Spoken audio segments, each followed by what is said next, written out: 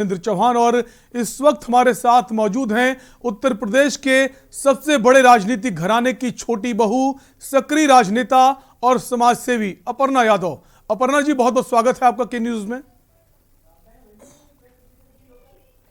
नमस्ते, thank you जी। अपर्णा जी, सबसे पहला सवाल यही है कि 2022 नजदीक है, क्या तैयारी है आपकी और क्या इस बार फिर से आप उसी विधानसभा का चुनाव करेंगी जो 2017 में थी?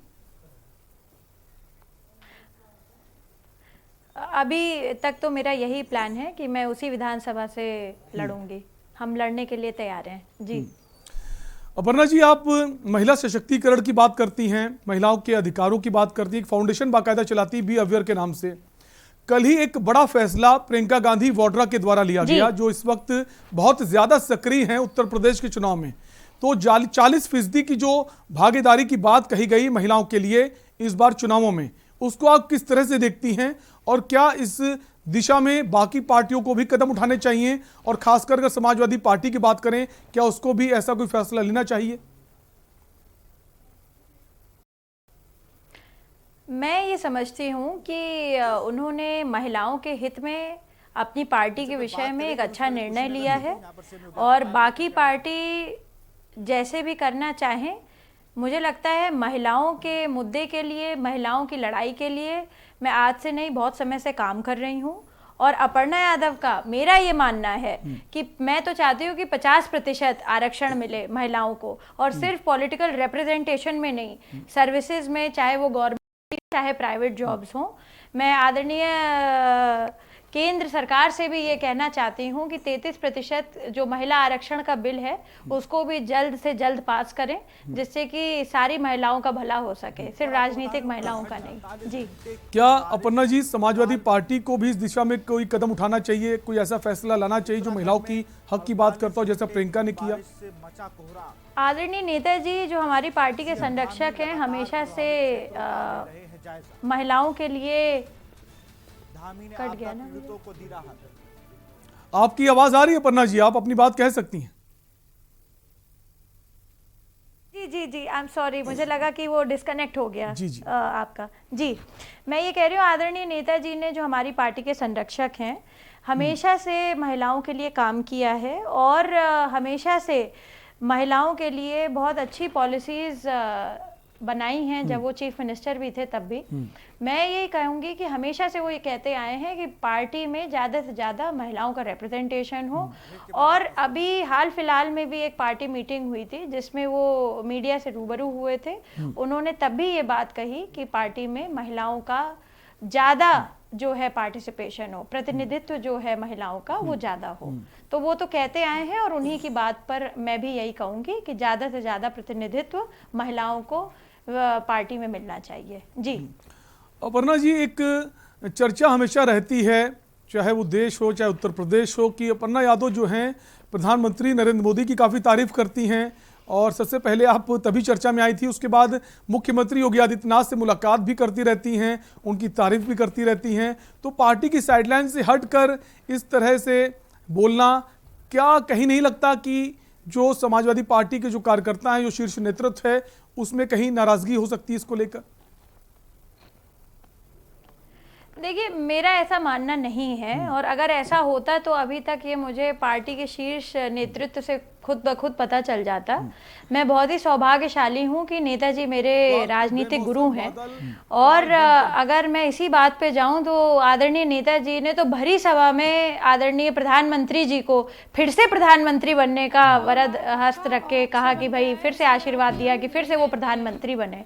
तो मुझे लगता है मैं हमेशा सच का साथ देती हूँ। स्वच्छ भारत मिशन की अगर मैंने तारीफ करी तो सफाई करना तो कोई गलत बात है नहीं। हमारी मम्मी हमेशा कहती रहती हैं, सभी से सबकी मम्मियाँ कहती होंगी जब बच्चे होंगे तो भाई कहेंगे कि घर भाई साफ रखो। उसी प्रकार से प्रधानमंत्री ने अगर ये बात कही है देश के, तो मुझे नहीं लगता कि इसमें किसी भी प्रकार का पार्टी पॉलिटिक्स जोड़ करके इस चीज़ को देखना चाहिए।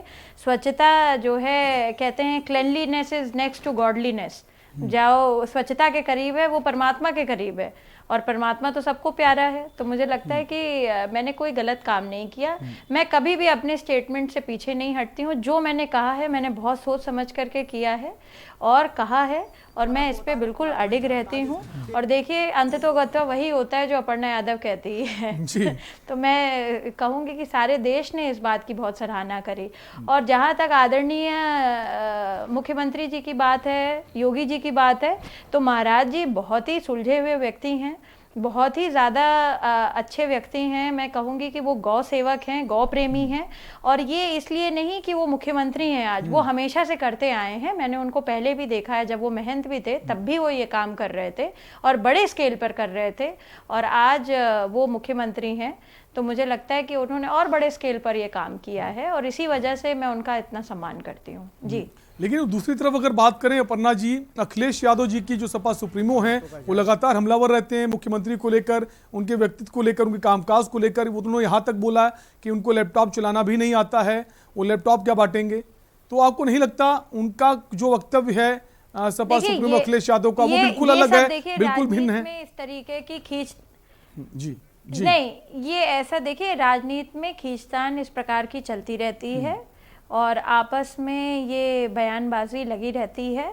मुझे लगता है कि मेरा ये अपना मंतव्य है कि किस प्रकार से मुझे अपनी बात रखनी है आप लोगों के समकक्ष या समाज के समकक्ष। तो मुझे लगता है कि मैं यही चीज़ सोचती हूँ कि जिस बात पे जो चीज़ अच्छी है वो हम उबारें, क्योंकि बुराइयां तो देखिए समाज में बहुत है। अगर हम इसी बारे में विशेषता चर्चा करते रहेंगे तो हम हमेशा बुराई के बारे में बात करते रहेंगे। तो मेरा ये अपना मंतव्य है, जो मुझे अच्छा लगता है, जो मुझे सही लगता है, मैं उसका साथ देती हूँ। जी। अपर्णा जी, तो एक मैं इस सवाल बात ये पे भी नहीं है, जानना चाहती हूँ कि उन्होंने क्या बोला क्या नहीं बोला। जी। एक सवाल ये भी है कि 2017 का जो विधानसभा चुनाव था, पहली बार आपने वो चुनाव लड़ा था और कहीं ना कहीं उस हार को लेकर आपने ये भी कहा था कि पारिवारिक बिखराव जो था वो एक बड़ी वजह था उस हार की। तो इस बार का जो चुनाव है 2022 में, तो उसको आप कैसे देखती हैं? क्योंकि शिवपाल जी जो हैं आपके पारिवारिक चाचा लगते हैं, वो अलग रथ यात्रा निकाल रहे हैं, अखिलेश यादव जी अलग रथ यात्रा निकाल रहे हैं। तो क्या एक बार फिर से 2022 में टकराव नजर आएगा या फिर आपको लगता है चुनाव आते आते स्थितियां ठीक हो जाएंगी? और स्थितियां ठीक होती हैं उस दिशा में आपका क्या रोल है? क्या आपकी कोशिश है कि परिवार एक बार फिर से एक हो जाए और इस बार जीत दर्ज की जाए? मेरी अगर परिवार के सब लोग सुन लें तो यही मैं कहूँगी कि भाई एक साथ होने में ही जो है ताकत है। पर ये दोनों लोग जो हैं बहुत ही मंझे हुए राजनीतिज्ञ हैं और बहुत अपना अपना जनाधार है दोनों के पास।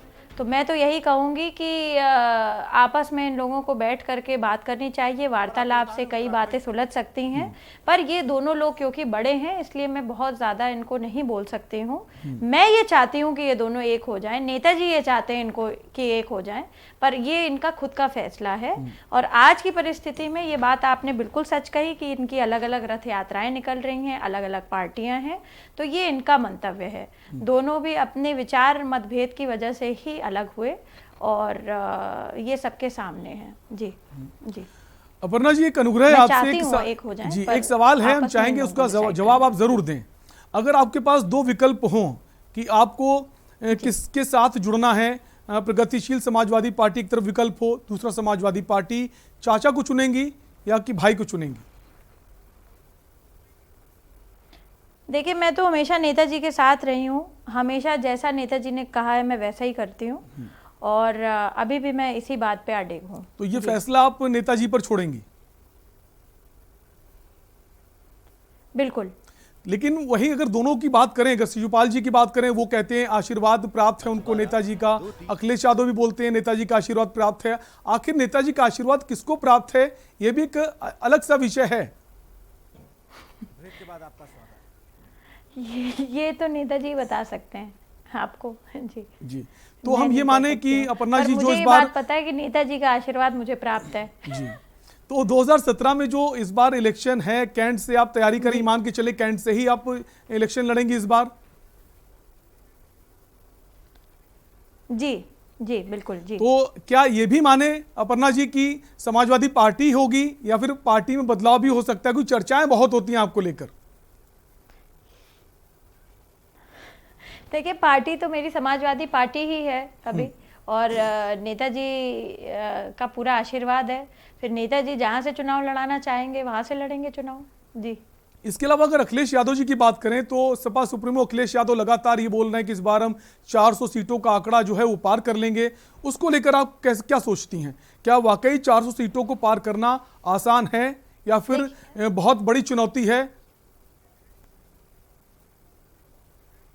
देखिए भैया, जो भी बात बोलते हैं अपने विचार विमर्श करके बोलते हैं, और वो उन्होंने कुछ रणनीति जरूर बनाई है, और इसका धीरे धीरे वो, मुझे लगता है कि जैसे जैसे समय निकट आएगा चुनाव के, वो धीरे धीरे अपनी बातें कहेंगे, लोगों से बताएंगे। तो मुझे लगता है कि सारे पार्टी के काडर को उनकी बातों का सम्मान करना चाहिए। जी। अगर अपर्णा जी, एक सवाल यह है कि अगर मुख्यमंत्री की बात की जाए, जो इस वक्त उत्तर प्रदेश में मुख्यमंत्री योगी आदित्यनाथ जी, जो इनका पिछला कार्यकाल रहा है 4.5 वर्षों का, इस पूरे कार्यकाल को आप किस नजरिए से देखती हैं? क्योंकि समाजवादी पार्टी के तो जितने भी नेता हैं, चाहे वो बड़े हो छोटे हो, सभी हमलावर रहते हैं, खासकर मुख्यमंत्री को लेकर। तो आपका विचार क्या है? वो उन्हीं के तरह है, क्या उससे जुदा है? मैं ये नंबर देना या एनालिसिस करना, मुझे नहीं लगता कि ये उचित रहेगा मेरे लिए इस समय। मैं बस यही कहूँगी कि जो भी पॉलिसीज स्टेट गवर्नमेंट बना रही है उसको जो है उतारने का काम करें सड़कों पर, क्योंकि जो है अफसर कहीं ना कहीं गरीब लोगों की सुन नहीं रहे हैं। तो इससे बहुत ज़्यादा जो है इफेक्ट पड़ रहा है सरकार की फंक्शनिंग पे। तो इस पे ध्यान देने की आवश्यकता है। बाकी योगी जी पे मुझे किसी भी प्रकार का कह लीजिए कि डाउट नहीं है। वो एक बहुत अच्छे व्यक्ति हैं, और उनकी जो संवेदनशीलता है पशुओं की तरफ, महिलाओं की तरफ, व्यक्तियों के प्रति, तो मुझे लगता है कि ये बहुत बड़ी बात है। इसका मैं सम्मान करती हूँ। जी। अगर बात करें अपर्णा जी 2017 विधानसभा चुनाव की, तो ऐसी कौन सी खामियां थी, क्या कमी अधूरी छूट गई थी, कौन से ऐसे कारण थे जो आपको हार का सामना करना पड़ा, और इस बार कौन कौन सी तैयारियां करके उतर रही हैं? कितना तैयार हैं इस बार के मुकाबले के लिए आप? मैं पूरी तरह से तैयार हूँ। जो हमारी काडर में कमी थी वो पहले ही मैं लिख करके भेज चुकी हूँ, और जब मीटिंग हुई थी तब भी मैंने इसके बारे में बताया था। मैं अभी भी यही चाहती हूँ कि समाजवादी पार्टी के जो बिखराव हुए हैं उसमें जो है 17 के समय पे वो एकजुटता लाए काडर, तब हम चुनाव अच्छे पोजीशन में निकाल सकते हैं। जी। एक सवाल यह है अपर्णा जी की लखीमपुर कांड जब से हुआ है उसको लेकर तमाम राजनीतिक पार्टियां, चाहे वो कांग्रेस पार्टी हो, बहुजन समाज पार्टी हो, समाजवादी पार्टी हो, या फिर दूसरे राज्यों के जो मुख्यमंत्री बड़े नेता, वो लगातार लखीमपुर का जो तरफ जा रहे हैं, दौरा कर रहे हैं। इस पूरे घटना को लेकर आपका क्या कहना है? देखिए, जो भी लखीमपुर में हुआ बहुत दुर्भाग्यपूर्ण था, और सरकार ने जो मौजूदा परिस्थिति में जो मुआवजा है वो भी दे दिया है, सरकारी नौकरी भी वादा किया था वो भी दे दिया है। मुझे लगता है कि इस पे न्याय की आवश्यकता है, और जो हमारी न्याय व्यवस्था में जो एक आस्था है, जो विश्वास है हर भारतीय का, उसको बनाए रखने के लिए इस प्रकरण में भी न्याय हो। जो दोषी हैं उनको कड़ी से कड़ी जो है सजा मिले, क्योंकि जो भी लोग मरे हैं इसमें वो बहुत गरीब किसान थे। जी।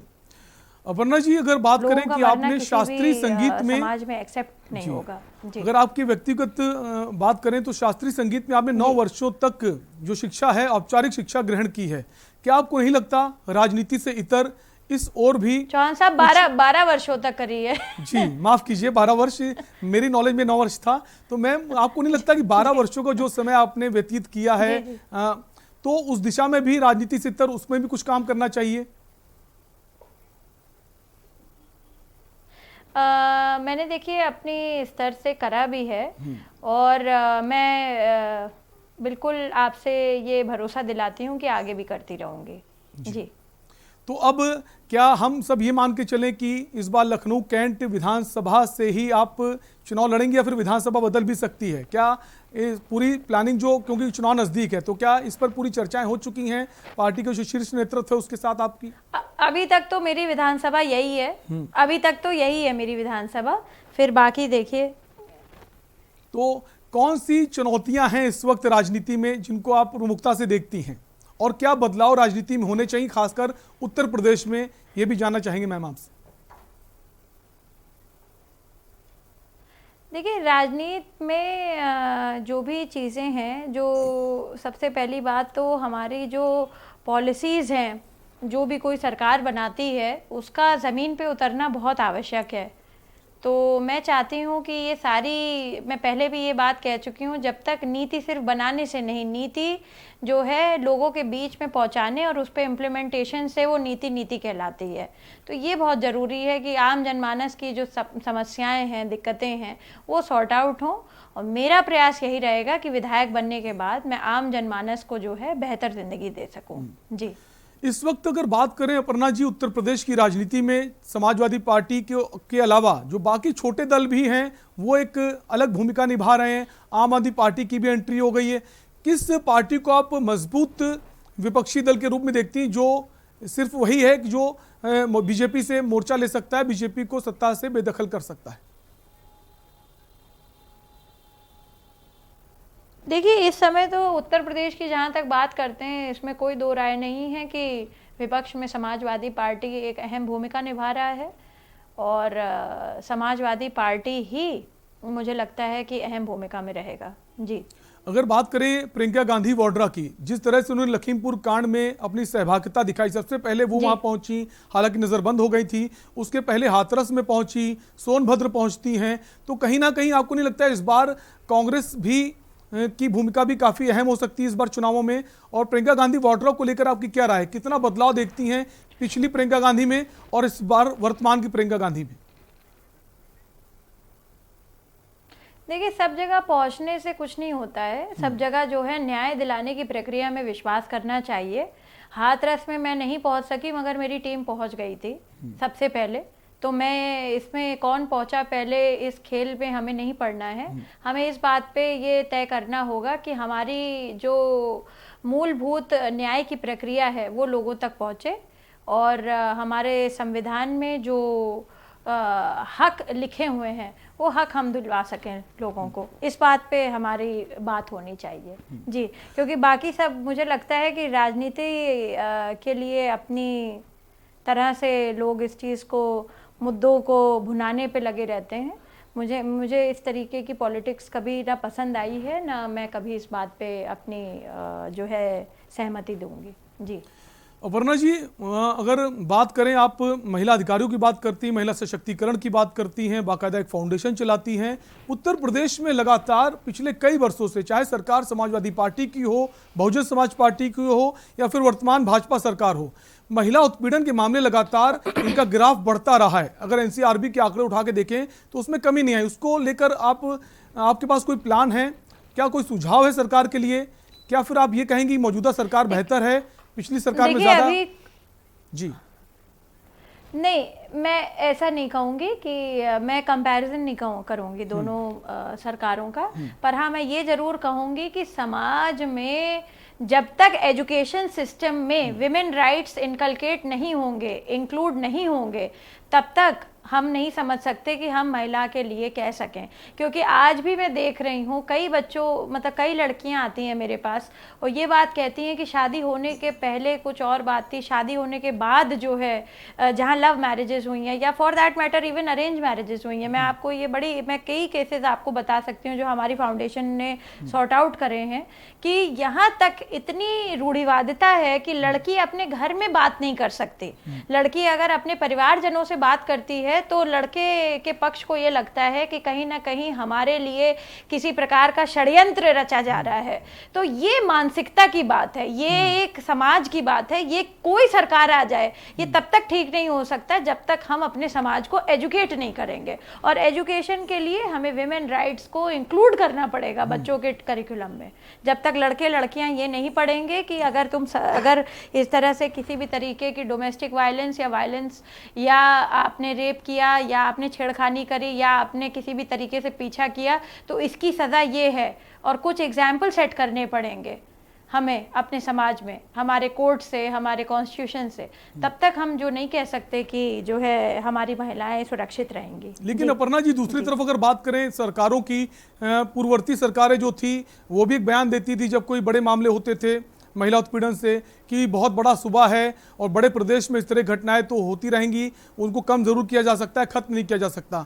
तो सरकारें बार बार इस तरह के बयान देती हैं, बड़ा सूबा है। वो कोर्ट मिसकोर्ट, वो देखिए वो कोर्ट मिसकोर्ट के बारे में मैं पहले भी विवेचना कर चुकी हूँ। मुझे नहीं लगता इस बारे में आवश्यकता है। अपर्णा यादव ने अपनी तरफ से बहुत काम किया है और मैं आगे भी करती रहूंगी। अपर्णा जी, आखिरी सवाल। मुझे पूर्णतः विश्वास है कि जिस प्रोग्राम बी अवेयर का जो बी अवेयर को हमने जिस प्रकार से हमने प्रोपोगेट किया है, जिस तरह से हमने बच्चियों को इनकरेज किया है मार्शल आर्ट्स के लिए, चाहे हमने उनको जो क्रिमिनल अमेंडमेंट लॉ जो एक्ट है इसके बारे में जो हमने लिख करके भी दिया था, मैं तो चाहती हूँ और मेरी अपील है कि न्यूज़ की तरफ से कि आप लोग भी इसमें सहभागिता करें कि क्रिमिनल अमेंडमेंट लॉ को स्कूल करिकुलम में डलवाने का प्रयास करने का ये मेरी पहल है। इसमें अगर जो है सरकार ये करती है तो ये बहुत फायदेमंद रहेगा हम सभी के लिए। जी, समय कम है अपर्णा जी, आखिरी सवाल ये है मैम, जी आखिरी सवाल मैम ये है कि गौ सेवा को लेकर भी आप चर्चाओं में रहती हैं, गौशालाओं को लेकर भी इस वक्त अगर उत्तर प्रदेश की बात करें, तमाम जगह से खबरें आती रहती हैं, गौशाला जो हैं उनकी व्यवस्थाएं ठीक नहीं है, उनको ठीक से काम नहीं हो रहा है, कई गायों की मरने की खबरें आती हैं। क्या आपको लगता है इस दिशा में सरकार ठीक से काम कर रही है या फिर सरकार को कुछ और कदम आगे बढ़ाने चाहिए बेहतरी के लिए? देखिए हमारी अपनी जो गौशाला है वो बहुत ही अच्छी कंडीशन में है। हम अपनी गौशाला की जिम्मेदारी मैं ले सकती हूँ, क्योंकि मैं बस ये कहूंगी कि हम अपना काम अच्छा करने लगे तो पूरा समाज जो है अगर खुद अपनी जिम्मेदारी अच्छे से निभाएं, अपने काम को बेहतर करें तो समाज भी बेहतर होता है।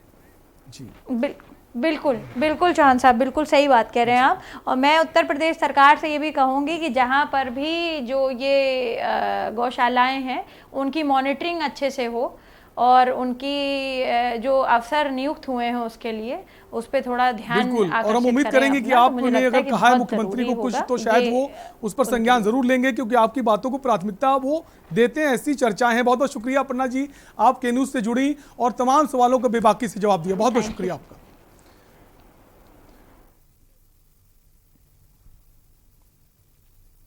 तो अपर्णा यादव के साथ हम बात कर रहे थे जिन्होंने हर सवाल का बेबाकी से जवाब दिया। जो इस वक्त राजनीति परिप्रेक्ष्य है उसमें कौन से कदम सरकार को उठाने चाहिए और इस बार उनका क्या फैसला होगा उस पर भी उन्होंने बात की। फिलहाल अभी के लिए आपसे लेंगे इजाजत। बने रहिए के न्यूज़ इंडिया के साथ। नमस्कार।